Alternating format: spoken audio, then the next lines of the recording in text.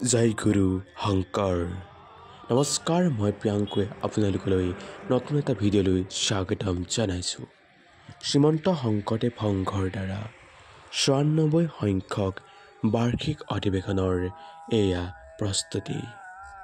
বৈষ্ণৱ পণ্ডিত সোণাৰাম চুতীয়া সমন্বয় ক্ষেত্ৰ, স্থান মহবন্ধা, এয়াতলি, যোৰহাট, অসম। ইংৰাজী লেখেৰে ৬, ৭, ৮, ৯ ফেব্ৰুৱাৰী আৰু লেখেৰে ২৩, ২৪, ২৫, ২৬ মাঘ ৫৭৪ সংক্ৰান্ত। জাতি ধৰ্ম বৰ্ণ নিৰ্বিশেষে সকলো ভক্তপ্ৰাণ ৰাইজৰ উপস্থিতি আৰু দেহা পৰামৰ্শ একান্তৰে কামনা কৰিলোঁ। মনে এটা নতুন পৰিৱেশৰ সৃষ্টি হ'ব, নতুন এটা ৰসৰ সৃষ্টি হ'ব, নৱজাগৰণৰ সৃষ্টি হ'ব, ভক্তিৰ হাৰ মৰ্ম বৃদ্ধি পাব। জগতগুৰু শ্ৰীমন্ত শংকৰদেৱ গুৰুজনাই স্থাপন কৰি যোৱা আমাৰ এই সংস্কৃতিসমূহ জীপাল হৈ উঠিব। জগতগুৰু শ্ৰীমন্ত শংকৰদেৱৰ দ্বাৰা সৃষ্টিৰ যি সাৰমৰ্ম, এই সাৰমৰ্মবোৰে প্ৰাণ পাই উঠিব। সেয়া আপোনালোকে হয়তো দেখিছে, ভকত বৈষ্ণৱবৃন্দ, আই মাতৃসকল আমাৰ আজিৰ দিনটোত উপবিষ্ট হৈছে সেই মহবন্ধা এয়াতলি, যি শ্ৰীমন্ত সংঘৰ দ্বাৰা আয়োজিত ৯৪ সংখ্যক বাৰ্ষিক অধিৱেশনৰ প্ৰস্তুতি হৈ চলি আছে।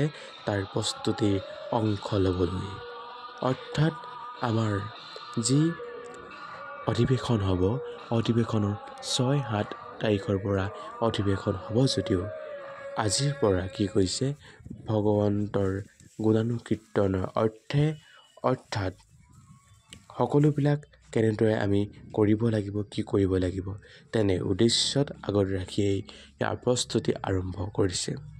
আজিৰ দিনটোত গুৰুজনাৰ আসন সন্নিৱিষ্ট কৰিছে, অৰ্থাৎ আসন প্ৰতিষ্ঠা কৰিছে।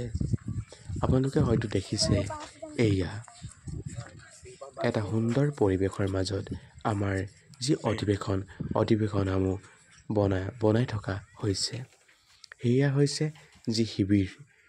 সকলো ভকতপ্ৰাণ বৈষ্ণৱ আই মাতৃসকল এই শিবিৰতে থাকিবলৈ আহিব। অৰ্থাৎ প্ৰতিখন প্ৰাথমিকৰ পৰা একোজন বাপ আই মাতৃসকলে একোটা শিবিৰ বনাইছে। আঞ্চলিক ভিত্তিক হিচাপে প্ৰতিখন এটাকৈ শিবিৰ বনাইছে।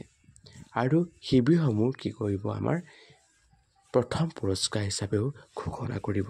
সেইবাবে ৰং তুলিকাৰে সকলো শিবিৰ জীপাল কৰি তুলিছে।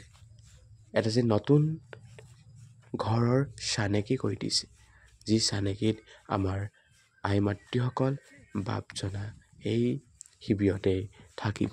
অৰ্থাৎ দূৰ দূৰণিৰ পৰা যিসকল ভকতপ্ৰাণ বৈষ্ণৱবৃন্দসকল ইয়ালৈ আহিব, এই শিবিৰসমূহতে তেওঁলোক থাকিব।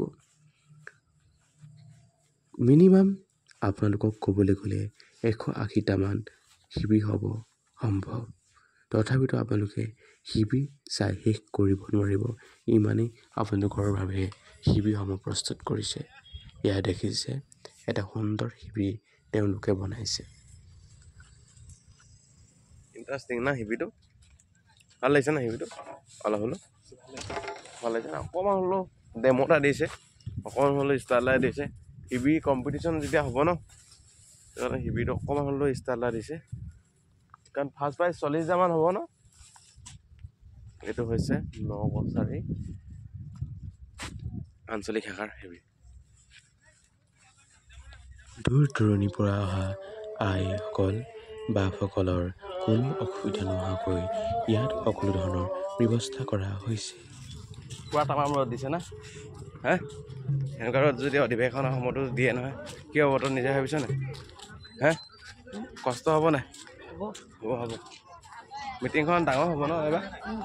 ভাল লাগিব নাই বনি? ভাল লাগিব ন? আজি নামঘৰত আসন প্ৰতিষ্ঠা কৰা হৈছে। সেয়েহেতু বা সমস্ত আই মাতৃসকল আজি অধিক হৈছে প্ৰস্তুতি হৈ আছে বাবে প্ৰতিদিনে আইসকল বাপসকল ইয়ালৈ আহে। ইয়াত সকলো ধৰণৰ নিজৰ ইচ্ছামতে সকলো কাম তেওঁলোকে শ্ৰমদান হিচাপে কৰিবলৈ আহে। এনেদৰে সকলো ধৰণৰ কাৰ্যসূচী আগবঢ়াই লৈ গৈছে। সকলো ধৰণৰ কাৰ্যসূচী শ্ৰমদানেৰে সকলোৱে নিজেই আগবাঢ়ি আহিছে, তেওঁলোকে নিজেই কৰিছে। এয়া দেখিছে ভকতপ্ৰাণ বৈষ্ণৱসকল, আই মাতৃসকল, বাপজনাসকলে চাহ খাবৰ বাবে তেওঁলোকে গৈছে আৰু ময়ো সেই চাহ খাবলৈ বুলি আগবাঢ়িলোঁ।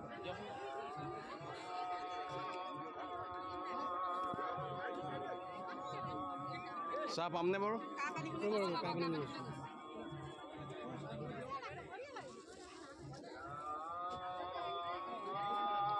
যি কি নহওক, ভগৱানৰ গুণৰ কীৰ্তন শুনি আপোনাৰ মন কেতিয়াও নভৰে, সদায় শুনি থাকিবলৈকে মন যায়। এনে এটা পৰিৱেশত হয়তো সকলোৱে থাকি ভাল লাগে, মোৰো ঠিক তেনেকুৱাই। তথাপিতো যি নহ'লেও আপোনালোকক মই ভগৱানৰ গুণৰ কীৰ্তন অলপ হ'লেও শুনাবলৈ চেষ্টা কৰিছোঁ। এয়া বাপজনাই নাম পৰিৱেশন কৰি আছে। আহকচোন আমি নামৰ মাজলৈ যাওঁ, নামৰ ৰস লওঁ। সকলো ভক্তপ্ৰাণ বৈষ্ণৱ বৃন্দই নামৰ ৰস লওক।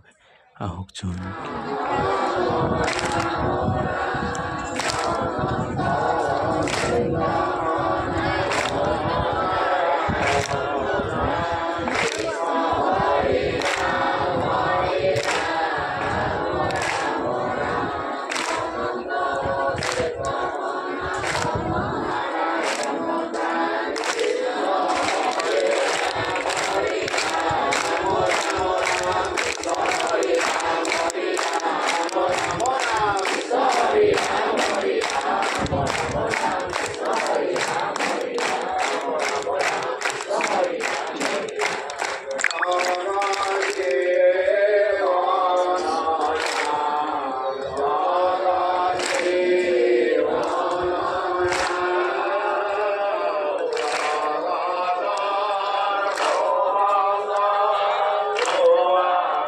আজিৰ দিনটোত বিশেষ আয়োজনেৰে, বিশেষ নামৰ্থনীয়েৰে যিফাল কৰি তুলিছে এই মহবন্ধা, এই এৰাতলীয়ে ভকতপ্ৰাণ বৈষ্ণৱবৃন্দৰ আগমনে সকলোকে ভক্তিৰসৰ সোৱাদ দিছে।